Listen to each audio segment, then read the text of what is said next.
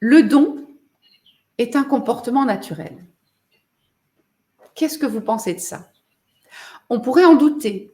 Beaucoup en doutent d'ailleurs. D'autant plus qu'on peut peut-être remarquer qu'il y a une éducation à certaines valeurs, comme on dit, et le don en fait partie, qui pourrait être un peu en perte de vitesse, c'est-à-dire qu'on en voit moins les effets. Peut-être qu'on peut douter que les parents s'appliquent à transmettre ça. Oui, probablement, c'est sûr, il y a une éducation au don, et peut-être qu'elle se perd un peu, mais pour autant, le don est un comportement naturel. Et ça, c'est des choses qui sont scientifiquement démontrées. Vous voyez, le don est un comportement naturel. C'est l'expérience, par exemple, qui m'a marquée d'un adulte dans une pièce avec un panier de linge. Il est en train d'étendre du linge sur un fil. Et il y a un enfant de 2 ans qui est là. On fait l'expérience avec plusieurs enfants, un certain nombre d'enfants. Et on remarque que quand une pince à linge tombe, très naturellement, l'enfant ramasse la pince à linge pour la donner à l'adulte.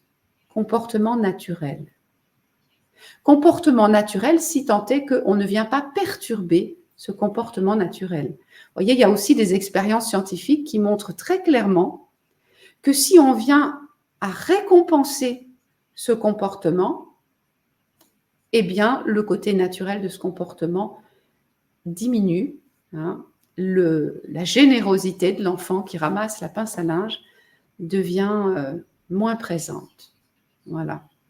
À méditer.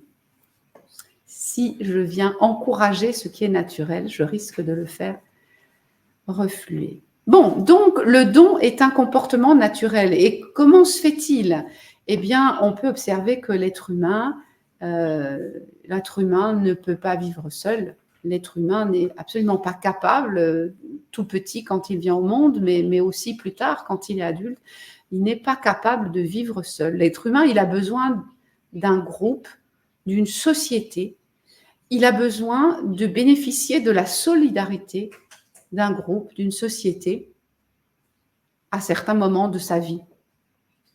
Et c'est ce qui, naturellement, va le pousser, parce qu'il le sait au plus profond de lui-même, avant même de l'avoir découvert de manière consciente, pour le petit enfant, il sait qu'il dépend des autres, et donc, naturellement, il va donner.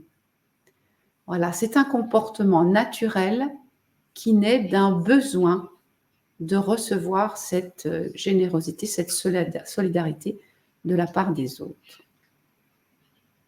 Alors à ce stade, je vais vous faire constater que le don, c'est une circulation. Je donne en espérant recevoir de la part des autres. Je donne et un jour, si j'en ai besoin, ça me reviendra. Je reçois et le lendemain, l'instant d'après, je donne à mon tour. Quelque chose qui circule dans le groupe, dans la société. Voilà ce qu'est ce don que je qualifie de comportement naturel. Alors, j'ai une question pour vous, du coup, puisque vous êtes là, vous avez peut-être remarqué que vous donnez beaucoup.